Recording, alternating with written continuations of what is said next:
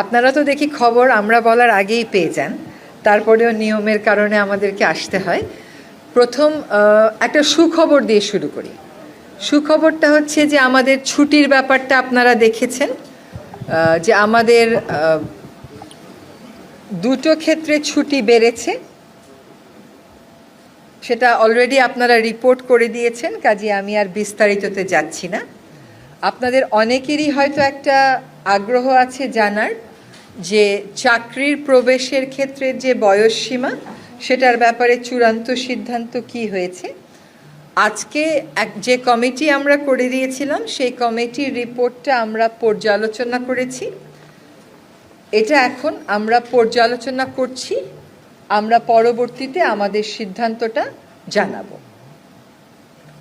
ক্যাবিনেটে আজকে যে বিষয়টা এসছিল বয়সসীমা, ছুটি, তারপরে হচ্ছে